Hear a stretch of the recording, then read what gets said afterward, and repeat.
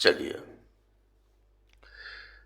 जिस हिंदी के वाक्य में त हो, ता हो, ती हो, ते हो इत्यादि बातें लिखी हो,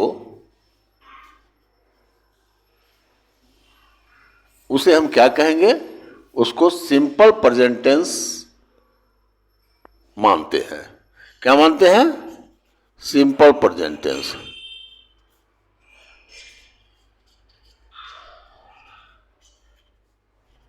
सिंपल प्रेजेंट टेंस। अब तो ये समझ गए, जैसे मैं खाता हूं, क्या है? मैं खाता हूं, क्या करता हूं? खाता हूं, ठीक है ना? अब आप देखें कि इस सेंटेंस के अंत में यहां पे ता लगा हुआ है, सेंटेंस के अंत में नहीं बल्कि ये वर्ब के अंत में, क्रिया के अंत में क्या लगा हुआ है? ता लगा हुआ है। क्या लगा हुआ है? ता लगा हुआ है। वह जाता है, वह जाता है, ठीक है ना? यहां पे आप देखें कि ये जो क्रिया है इसके अंत में भी ता लगा हुआ है। तो ये वाक्य जो है सिंपल प्रेजेंट टेंस के माने जाते हैं। ये वाक्य किसके माने जाते हैं? सिंपल प्रेजेंट टेंस के माने जाते हैं। अब सिंपल प्रेजेंट टेंस के वाक्य का हम अनुवाद किस प्रकार करेंगे? तो उसका फॉर्मूला है subject plus verb plus S या ईएस, दोनों में एक, ठीक है ना? सबसे पहले सब्जेक्ट, उसके बाद वर्ब, और फिर वर्ब में हम एस लगाएंगे या ईएस लगाएंगे, ठीक है ना? इन दोनों में एक लगाएंगे।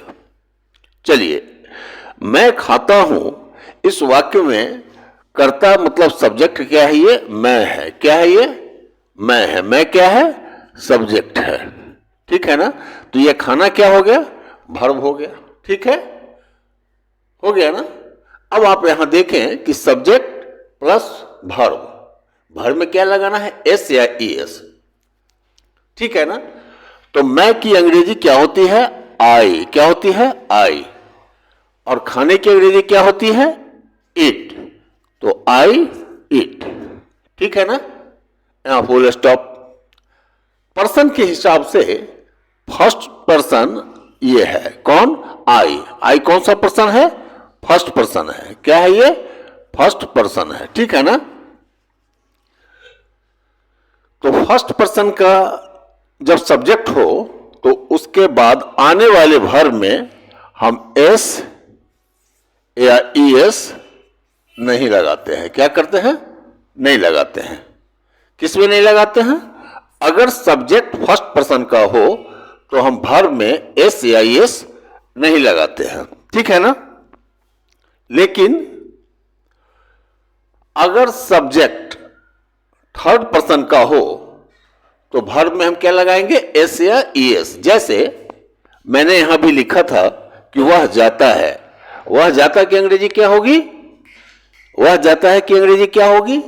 वह का अंग्रेजी क्या होगा? ही। और जाना का अंग्रेजी क्या होगा? गोज। क्या होगा? गोज। वह जाता है। क्यों? क्योंकि ये सब्जेक्ट जो है ये थर्ड पर्सन का है। क्या है ये? थर्ड पर्सन का है।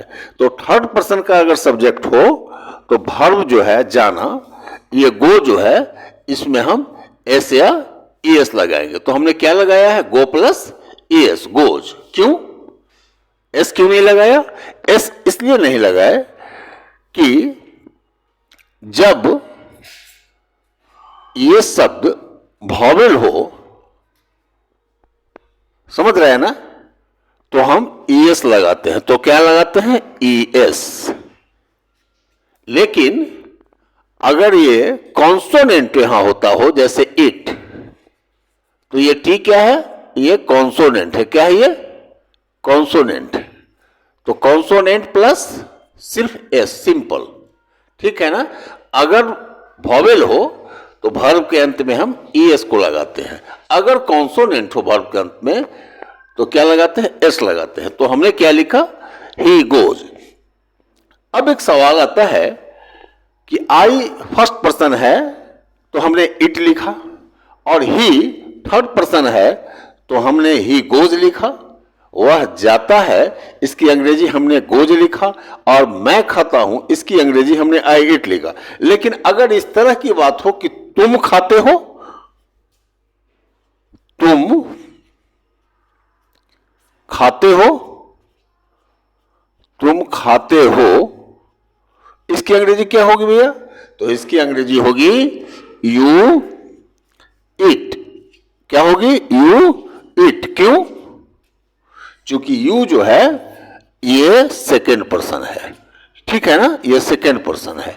तो सेकेंड पर्सन का जब सब्जेक्ट हो, सब्जेक्ट अगर सेकेंड पर्सन का हो तो वर्ब प्लस एस एस नहीं लगता है, वर्ब में एस या एस नहीं लगता है। चलिए यहां तक कॉन्सेप्ट क्लियर है, कोई दिक्कत? इसके आगे मैं बतलाता हूं। अगर इसी वाक्य को निगेटिव फॉर्म में हमें करना हो तो हम क्या करेंगे? जैसे मैं खाता हूं, हमने यहां पर लिखा कि मैं खाता हूं। अगर यह बात लिखना हो कि मैं नहीं खाता हूं तो क्या होगा? अगर मैं ये लिखूं कि मैं नहीं खाता हूं, मैं नहीं खाता हूं, ठीक है ना, इसकी अंग्रेजी क्या होगी? मैं नहीं खाता हूं। तो क्या होगा इसका अंग्रेजी? मैं नहीं खाता हूं की अंग्रेजी होगी आई डू नॉट इट। क्यों? चूंकि सब्जेक्ट फर्स्ट पर्सन का है। क्या है ये? फर्स्ट पर्सन का सब्जेक्ट है। तो जब हम निगेटिव करेंगे तो इसमें क्या लगाएंगे? डू। क्या लगाएंगे? डू, ठीक है ना, प्लस नॉट, प्लस वर्ब का ओरिजिनल रूप। तो subject plus do plus not. अगर ये सब्जेक्ट, इस वाक्य का सब्जेक्ट अगर फर्स्ट पर्सन का हो या फिर सेकंड पर्सन का हो, ठीक है ना, या फिर सेकंड पर्सन का हो, सेकंड पर्सन का, तो सिर्फ हम सब्जेक्ट को लिखेंगे और सब्जेक्ट में do plus not plus verb का ओरिजिनल फॉर्म को लगाएंगे। जैसे तुम नहीं खाते हो, क्या है? तुम नहीं खाते हो। ध्यान देंगे, बिल्कुल बारीकी से समझेंगे। तुम नहीं खाते हो।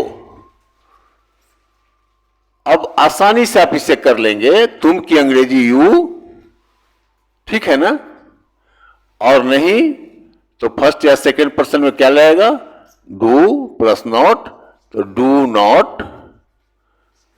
खाने की अंग्रेजी इट, तो हमने सिर्फ लिख दिया इट। कंप्लीट ये सेंटेंस से निगेटिव बन गया कि तुम नहीं खाते हो। लेकिन अगर यह रहे कि वह नहीं खाता है तो क्या होगा? अगर यह रहे लिखा, हिंदी का वाक्य में यह लिखा हुआ हो कि वह नहीं खाता है, तब इसकी अंग्रेजी क्या होगी? देखिए, अगर यह लिखा रहे, हिंदी का वाक्य हो कि वह नहीं खाता है, वह नहीं खाता है, खाता है, तो ये क्या है? थर्ड पर्सन का है, सब्जेक्ट है, ठीक है ना। तो हमने क्या लिखे? मैंने क्या लिखा? He does not it, does not it.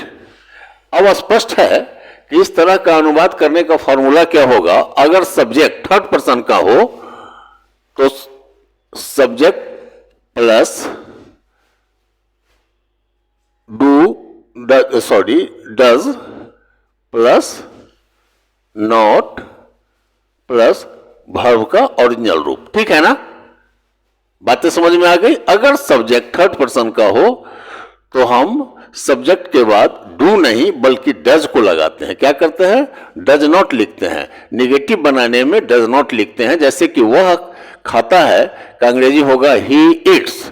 लेकिन अगर ये रहे कि वह नहीं खाता है तो क्या होगा, ही डज नॉट इट, क्योंकि ही जो है सब्जेक्ट के, ही सब्जेक्ट है जो थर्ड पर्सन है, तो थर्ड पर्सन का अगर सब्जेक्ट रहे तो उसके साथ हम डज को लगाते हैं और फिर प्लस में नॉट लिखते हैं और फिर ओरिजिनल फॉर्म, वर्ब का ओरिजिनल फॉर्म करते हैं। ठीक है ना, यहाँ तक अभी हमने बतलाया है और इसके आगे मैं बतलाऊंगा कि सिंपल प्रेजेंट टेंस के वाक्यों का हम इंटेरोगेटिव कैसे करते हैं। तो चलिए अभी तक सिर्फ हम इसके नेगेटिव फॉर्म को बतलाए हैं और सिंपल प्रेजेंट टेंस के हिंदी के वाक्यों का अंग्रेजी में अनुवाद किस प्रकार से करते हैं उसके संबंध में बतलाया। चलिए एक बात और मैं दोहरा दूं कि जिन बच्चों ने अभी तक मेरे चैनल को सब्सक्राइब नहीं किया है कृपया करिए, काम अतिशीघ्र कर लें और लाइक का बटन को दबाएं। धन्यवाद आपको।